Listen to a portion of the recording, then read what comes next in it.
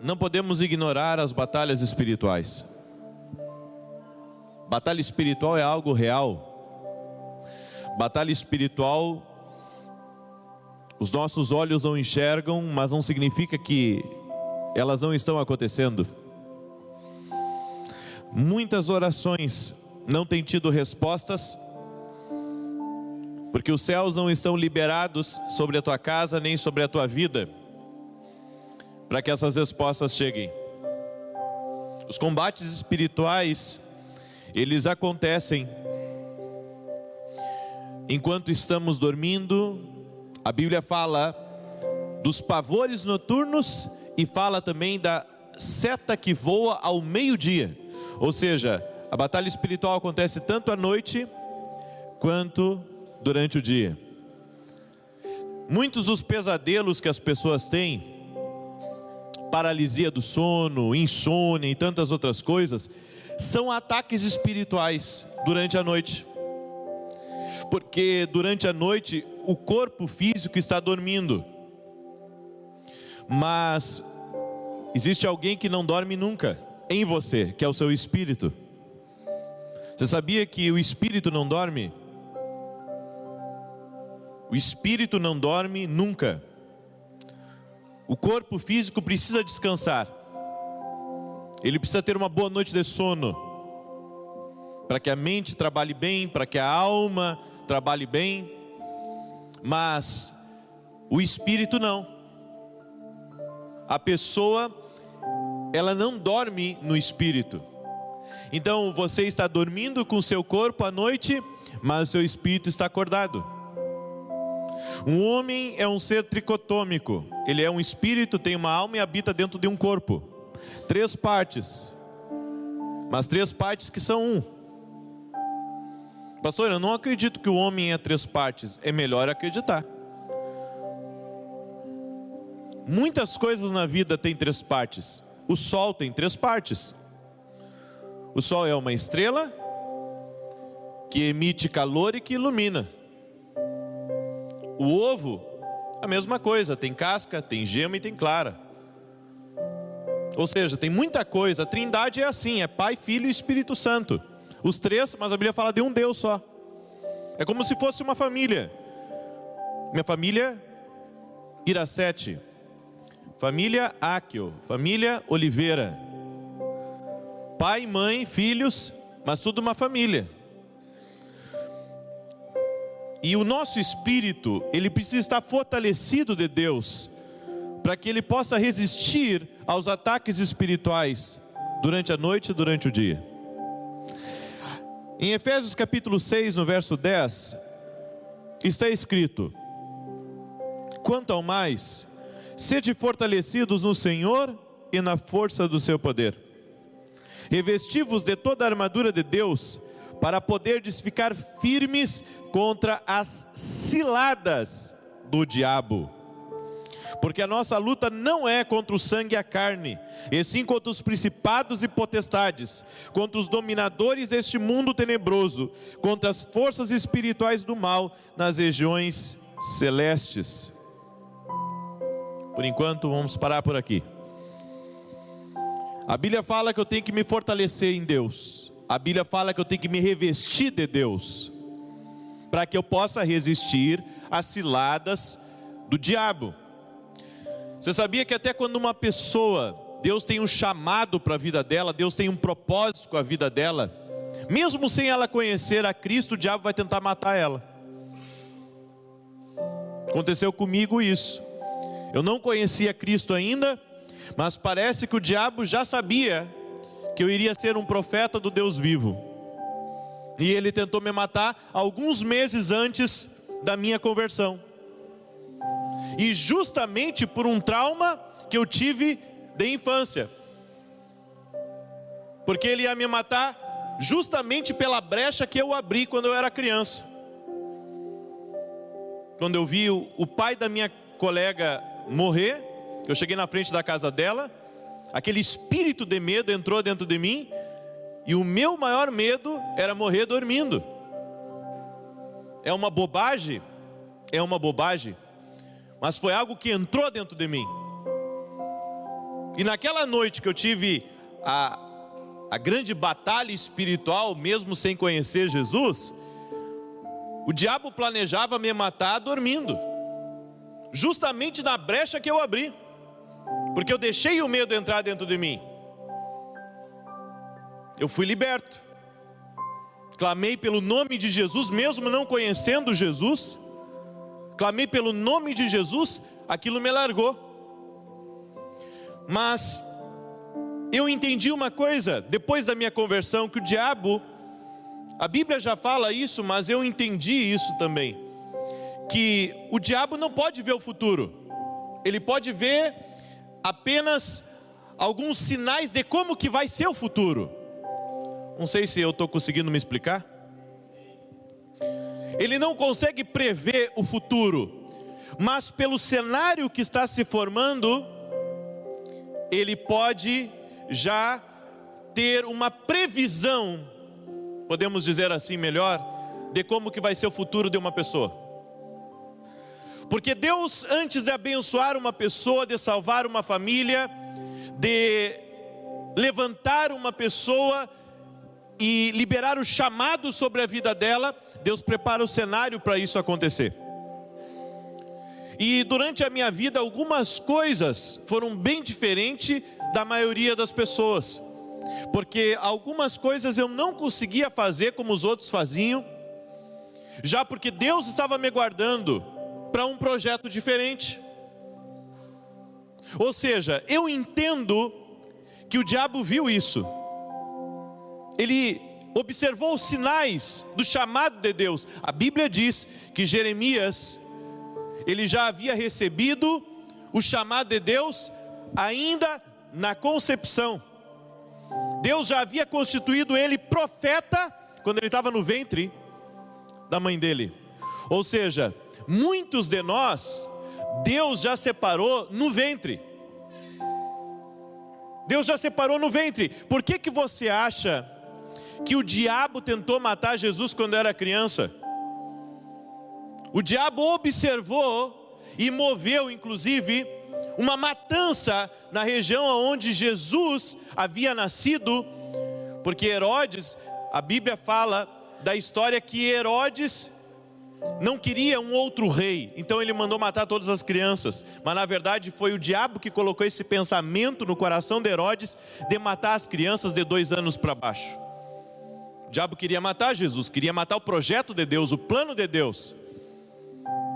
É por isso que nós precisamos estar atentos aos sinais que Deus nos mostra, quando as coisas também começam a se mover de uma maneira diferente. E se o diabo tem essa previsão de algo que vai acontecer, e ele já tenta atacar, quanto mais nós que somos esclarecidos pela verdade de Deus, precisamos prever os ataques espirituais contra a nossa vida. Por que que eu digo isso? Porque quando o tempo está para chuva, por exemplo, vocês viram que tem umidade. Se você for no banheiro da igreja ali, está úmido. Lá em casa também, as paredes estão úmidas, o chão está úmido, porque está se preparando para chover. Se não chover aqui em Santa Maria, vai chover ao redor, mas o tempo está muito úmido. Ou seja, todos os sinais estão indicando chuva. Quando o céu está vermelho à noite, isso indica o quê?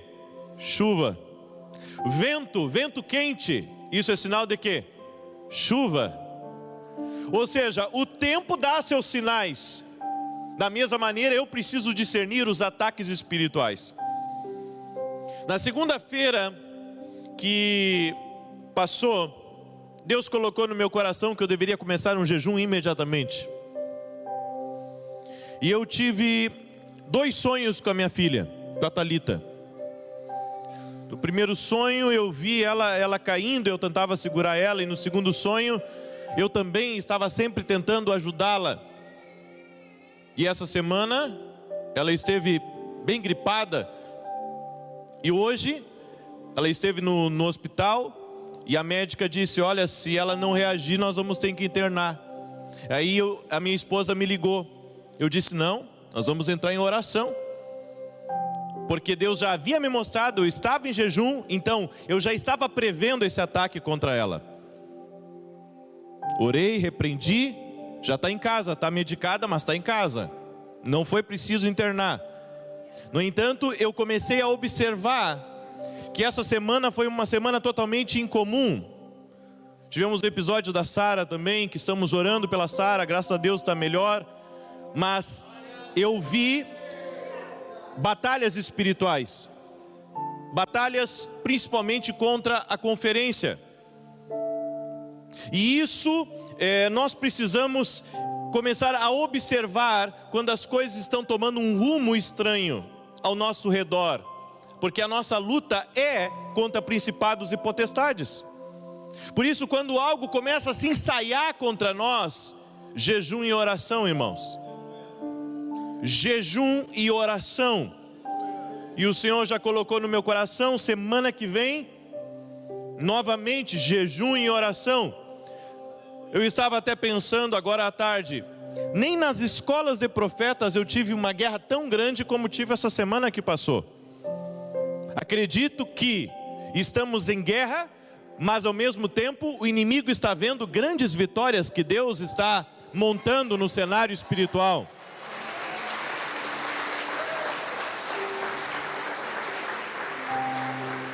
A prova disso foi a conferência. Quem estava aqui, quem sentiu, quem viveu, quem provou do ambiente espiritual, sabe do que eu estou falando. Porque uma grande coisa na vida não é a aquisição de um carro. Uma grande coisa na vida não é a aquisição da sua casa própria. Mas uma grande coisa na vida de um ser humano é uma mudança de destino.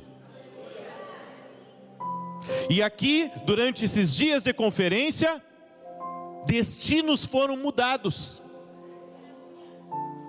Nós sentimos literalmente Deus trabalhando, Deus movendo no meio das pessoas, e algo sobrenatural tocando nos corações, gerando comprometimento com Deus, comprometimento com a missão, entrega, rendição, morte para o eu, para o ego. Porque não pensa você que a palavra não tocou em mim, nos pastores, na liderança. A palavra tocou em todos. A palavra veio pegando desde a porta até aqui, e veio pegando em cada administração, cada um de nós. Bem, a unção estava tão grande ontem à noite, quando nós saímos daqui, que eu cheguei em casa ainda mergulhado daquela unção. Acordei pela manhã hoje ainda mergulhado, desperto com aquela unção de Deus. Por isso entendo das batalhas espirituais. Diga para a pessoa que está ao seu lado, se você não entender que a sua luta não é contra carne e sangue, mas contra coisas espirituais, como você vai vencer? A minha luta é contra o meu marido, ele é difícil de lidar, não? A sua luta é espiritual. Você briga, você xinga, vocês entram em discussão, há confusão entre vocês, mas na verdade tem algo espiritual agindo. A Bíblia nos manda fugir da aparência do mal, e eu tenho certeza que não está nos mandando fugir de pessoas, está nos mandando fugir do que está agindo por trás. E existem situações e circunstâncias, irmãos, que nós vamos vencer com oração, com jejum e com sabedoria de Deus. Às vezes as pessoas, elas querem vencer grandes batalhas apenas com jejum e oração, e às vezes é necessário uma outra arma espiritual. A Bíblia é cheia de armas espirituais. Nós, hoje pela manhã, antes de encerrar a conferência, algo muito forte aconteceu aqui. E essa é uma lei espiritual que se chama o voto, o pacto com Deus. Nós fizemos pactos aqui nesse altar. Fizemos pacto. Esse altar, ele está com certeza incendiado de brasas vivas. Ele está aqui cheio de memórias, porque foi feito pactos aqui. E isso é uma lei espiritual, inclusive para vencer grandes batalhas. O voto é algo poderoso, porque ele traz rompimento em situações e circunstâncias que humanamente são impossíveis. A Bíblia diz que Ana não podia ter filho, mas ela fez um voto ao Senhor, e ela disse: Senhor, se o Senhor me der um filho, eu vou entregar ao Senhor. E detalhe, essa entrega ao Senhor não era simplesmente algo simbólico. Ela deveria fazer isso de forma física. Ela iria deixar o pequeno Samuel, que viria mais tarde, nas mãos do sacerdote para servir no templo, depois de desmamado, pequenininho. Eu fico imaginando essa mãe levando o pequeno Samuel até a casa de Deus e cumprindo o voto que ela fez com Deus. Ela fez um voto, Deus aceitou o voto e ela cumpriu o voto. Votos são leis espirituais, são poderosíssimos em meio a batalhas. Por isso, oração e jejum são armas, são chaves. Mas voto também é. Sabedoria também é uma arma espiritual. Palavras também são espirituais. E um detalhe importante: quando você está em meio a batalhas espirituais, o diabo vai tentar fazer com que você murmure.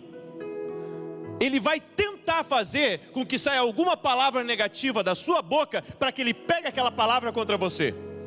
Ele não pode entrar, ele não pode agir sem legalidade. Então ele faz com que você se ire, ele faz com que você saia dos frutos cristãos, do espírito, e entre na carne. Porque se você entrar na carne, ele pode entrar com tudo. A nossa luta não é contra a carne. A nossa luta é contra espíritos, potestades e principados, o que não vemos, o que não enxergamos. Há tempos de guerra. Você sabe que Davi, ele caiu no pecado porque parou de batalhar. Aqui durante a conferência, se não me engano foi a minha esposa que ministrou, e ela falou sobre vestes de guerra. Todo rei, ele tinha as suas vestes de guerra que ele guardava. Ele guardava a sua espada, ele guardava as suas roupas de guerra, e Davi tinha as suas roupas de guerra. E a Bíblia diz que no dia que ele caiu, ele não estava vestido de roupas de guerra. Ele estava à paisana, vivendo tranquilamente. Só que o exército dele estava em guerra. O lugar de muitos reis não é estar nos palácios em tempos de guerra, mas é estar nas trincheiras junto com o exército. E eu entendi que essa semana era tempo de eu estar na trincheira. Era tempo de batalhar espiritualmente, guerrear em intercessão, entrar em níveis de intercessão. Se nós não compreendermos o ambiente que nós vivemos e o quanto é necessário nós mudarmos esse ambiente, com batalhas espirituais, com liberações proféticas, com a palavra, com leis espirituais, como que vamos vencer o inimigo das nossas almas? Sabemos que tem investidas menores e investidas maiores. Quando você ver o movimento das águas, você tem que entrar em oração. Jesus, ele disse que há tempos de vigiar e orar. Diga para o irmão que está ao seu lado: não é tempo de você ficar dormindo espiritualmente.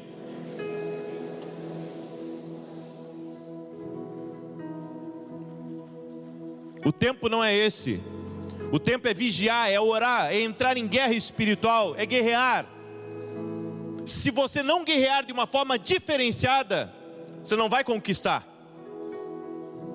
E Deus está nos falando sobre intercessão profética, sobre batalha espiritual também, guerrear nos ares. Você sabe que a oração de rompimento, como foi pregado aqui, ela não funciona uma única vez. Às vezes é necessário uma repetição dela. Elias, para que os céus se fechassem, ele orou uma vez. Para que os céus se abrissem, ele orou 7 vezes.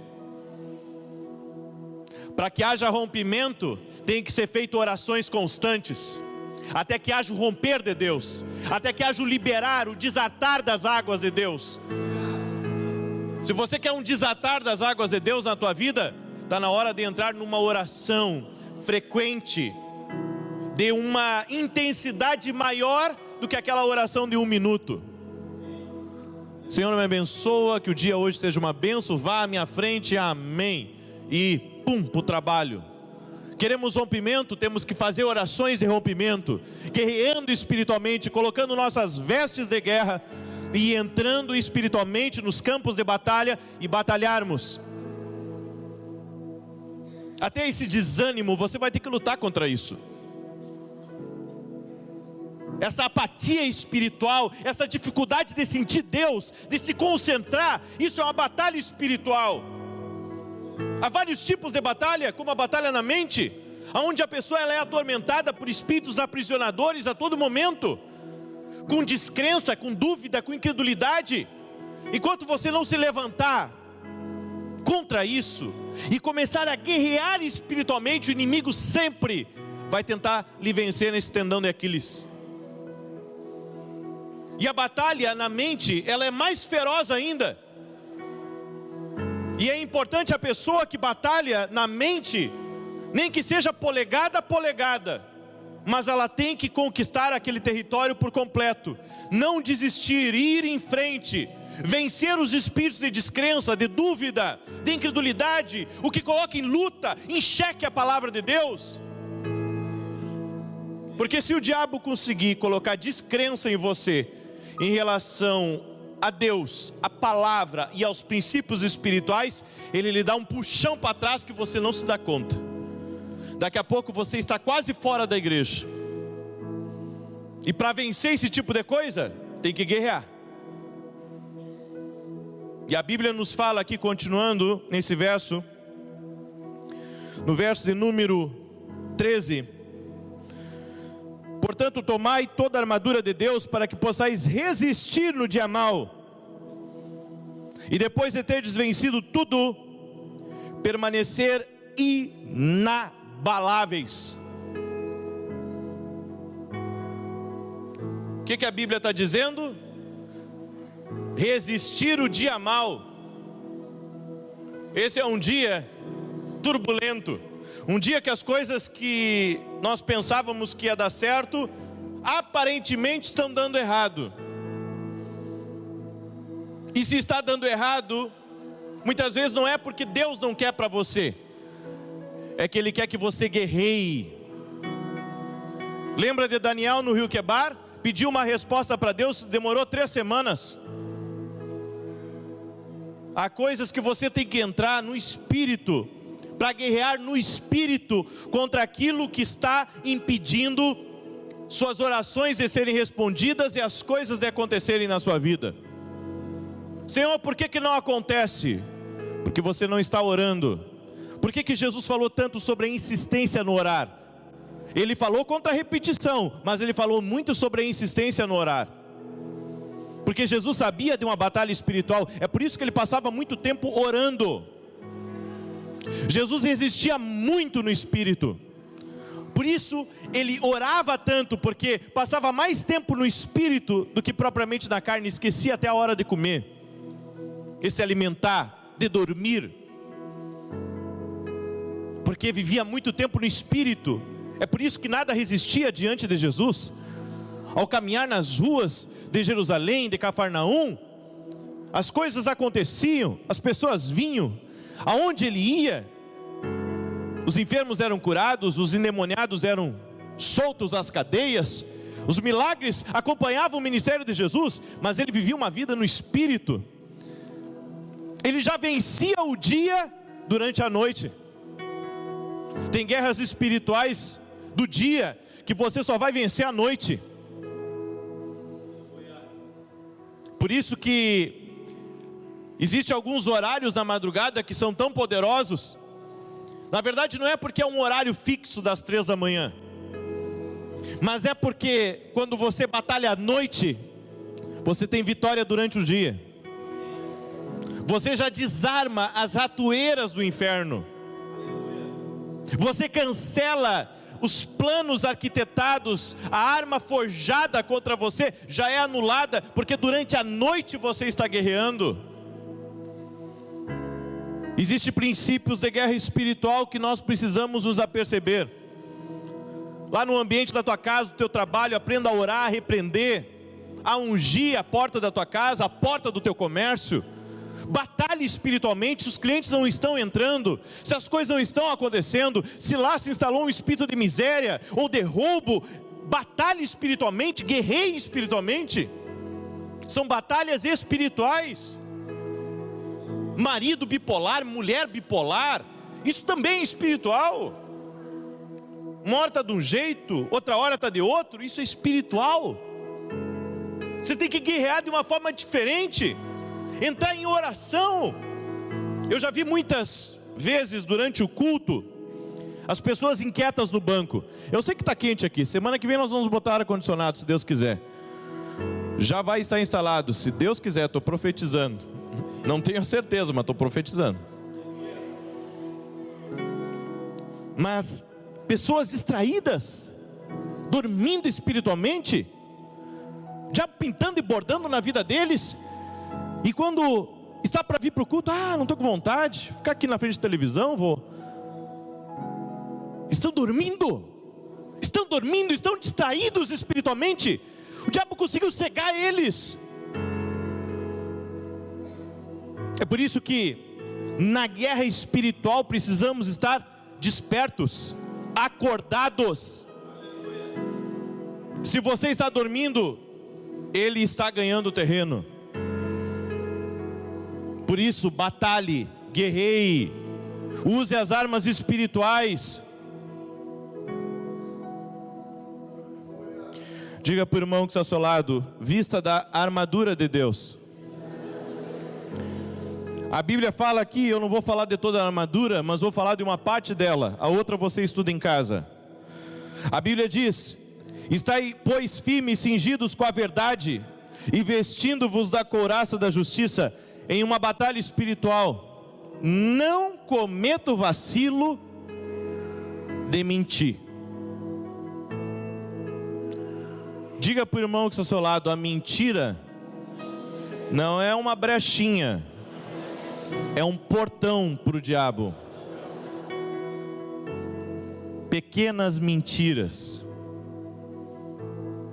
meias verdades, pequenos enganos. Vem cá, você sabe que está abrindo brecha sim. Querido, quem é que tem negócio aqui? Que tem empresa? Levanta a mão. Quem tem negócio? Quem tem empresa? Tenha cuidado com aquilo que você fala com os seus clientes. Primeiro, para não manchar o nome de Jesus. E segundo, para te não queimar a tua empresa. Quem é pedreiro aqui? Tem pedreiro aqui? Tem algum pedreiro aqui? Dirceu. Tem mais algum pedreiro aqui? Só o Dirceu? Por exemplo, eu tenho uma casa para construir. Vem cá, Dirceu. Quanto tempo tu leva para construir essa casa? Olha, pastor, eu levo assim, já contando com os dias de chuva, já contando com algum imprevisto, eu levo 3 meses. Ótimo. Vamos fazer o contrato? Vamos. Chegou os 3 meses, a casa não tem nem cobertura ainda. Por que ele me deu um prazo então? Ele queria pegar o serviço, mas não cumpriu com a palavra dele. Se o espírito de mentira acompanha a tua vida, com certeza o diabo fica nas tuas costas. Porque, irmãos, a Bíblia fala que isso é uma armadura espiritual, cingindo-vos com a verdade. Uma coisa importante sobre a verdade, ela é como essa minha cinta aqui. Claro que eu uso cinta para bonito, porque ela não segura a minha calça. Mas naquele tempo, a cinta que o soldado usava segurava a roupa e segurava a espada. Você não pode usar a palavra da verdade, a palavra de Deus. Você não tem autoridade com a palavra de Deus se não usa cinta, se não tem verdade nas tuas palavras. Se o Dirceu me deu um tempo para construir a minha casa, ele que se vire para terminar em tempo hábil, nem que tenha que virar à madrugada. Prazos têm que ser respeitados. A palavra é uma só.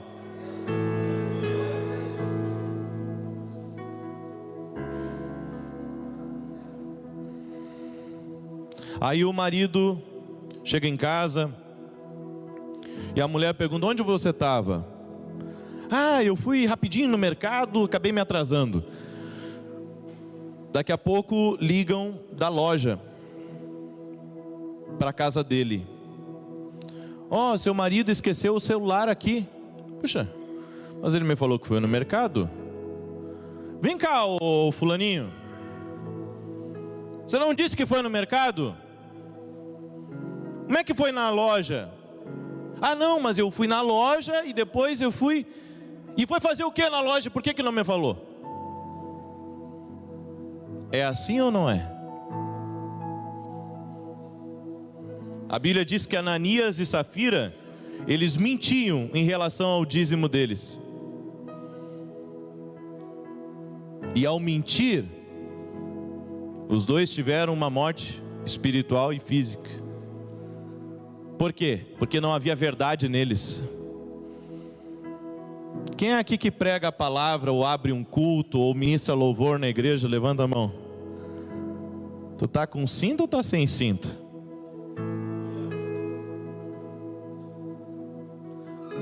Melhor é falar a verdade. Eu prefiro falar a verdade e me terem por nojento do que falar a mentira ou tentar usar uma meia verdade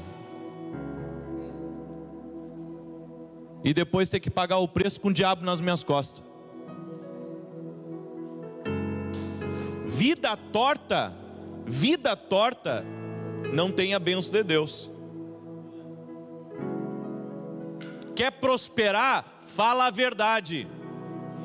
Quer ser abençoado? Fala a verdade. Em meio a uma guerra espiritual, verdade tem que haver nesse corpo. Para de mentir para tua esposa, para de mentir para o teu marido, para de mentir para os teus filhos, para de mentir para o teu pai, para de mentir para o teu pastor. Estou falando só da cinta da verdade. A Bíblia diz que Jesus pegou um azorrague de cordéis e começou a bater em todos aqueles que vendiam dentro do templo. Um azorrague é como uma corda, porque Jesus fica indignado quando não usam o cinto da verdade.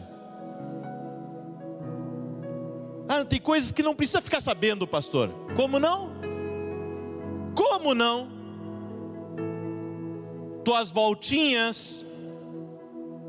Como não? Teus meios escusos de burlar, de... Como não?